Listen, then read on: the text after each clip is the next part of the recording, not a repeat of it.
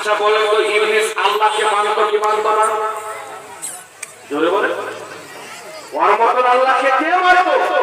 সে তো 6 কোটি বছর আল্লাহকে সাজদা করেছে। এত আল্লাহকে মানতো। নামাজ, সাজদা, রুকু, তাসবিহ, তাহলিল, যিকর আজকার, শিক্ষকতা, তাওয়াফ, আরশ, প্রত্যেকটা ইবাদত ইবলিসের অনেক বেশি, কিন্তু আদমকে সাজদা করলো না। বলেন তো তার 6 কোটি বছরের সাজদা তাকে জাহান্নামী হওয়া থেকে বাঁচাইতে পেরেছে? কাফির হওয়া থেকে বাঁচাইতে পেরেছে? তার ইবাদত বাঁচাতে পেরেছে? ফেরেশতাদের শিক্ষকতা বাঁচাতে পেরেছে? কেউ বাঁচাতে পারেনি। আল্লাহ তাবারাক ওয়া তাআলা বললেন না আদম ইবলিস তুমি আমার আদমকে সাজদা করনি তো কি হলো? 6 কোটি বছর আমাকে সাজদা করেছো, ওই সাজদার বরকতে maaf করে দিলাম। আমার তাসবিহ তাহলিল করেছো, সেই তাসবিহ তাহলিলের জন্য ক্ষমা করে দিলাম।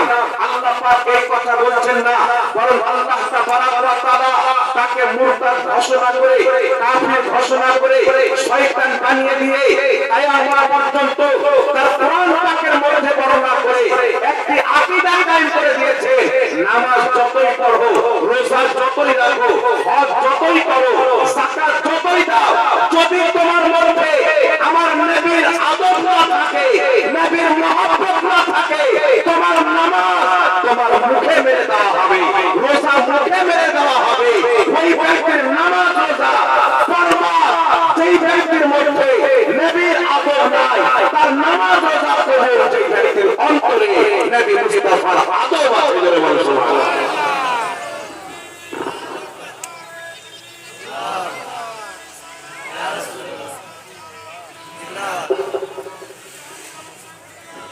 আল্লাহ তাবারাক ওয়া তাআলা একটা শিক্ষা আমাদেরকে দিয়েছে।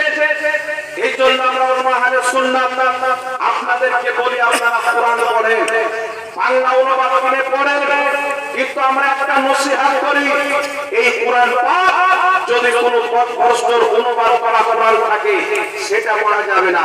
কোনো বাতিলের অনুবাদকৃত কোরআন থাকে সেটা পড়া যাবে না।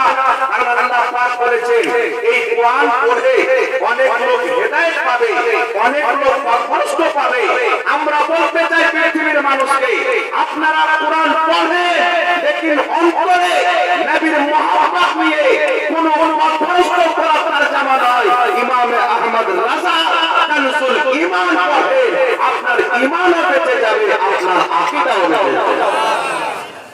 প্রত্যেক দল কোরআন পাকের অনুবাদ করেছে, সবাই কোরআন পাকের তরজমা লিখেছে। দেওবন্দি দল কোরআন পাকের অনুবাদ লিখেছে, আহলে হাদিস কোরআন পাকের অনুবাদ লিখেছেন, জামাত ইসলামের আবুল আলা মওদুদি কোরআন পাকের অনুবাদ করেছে। এই কোরআন পাকের অনুবাদ করতে গিয়ে অসংখ্য জায়গাতে আমার আপনার নবীর অপমান করেছে। কোন জায়গাতে বলেছেন নবী পথভ্রষ্ট ছিল, কোন জায়গাতে বলেছেন নবী আগেও গুনাহ করেছেন, পরেও গুনাহ করেছেন। কোরআন পাকের মধ্যে আল্লাহ বলেছেন ওয়া ওয়াজাদাকা দাল্লান ফাহাদা।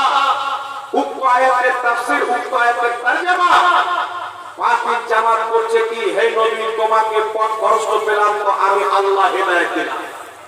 অথচ উম্মতের ইজমাই আকীদা হলো নবী কো নবুয়ত এলান করার পূর্বে এবং নবুয়ত এলান করার পর পূর্ব গুনাহ থেকে মুক্ত, পরেও গুনাহ থেকে মুক্ত। জোরে বলেন সুবহানাল্লাহ। পূর্ব হেদায়েত প্রাপ্ত, পরেও হেদায়েত প্রাপ্ত।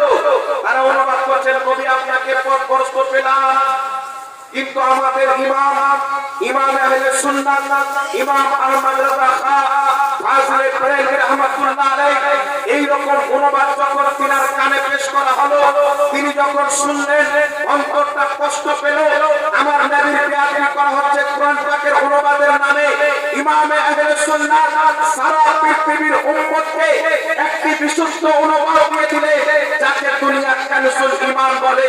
এই কানসুল ঈমান যখন মিশরের মাটিতে পেশ করা হলো, মিশর জামে আজহার বিশ্বের সবচাইতে বড় মাদ্রাসা, এই মাদ্রাসায় যখন পেশ করা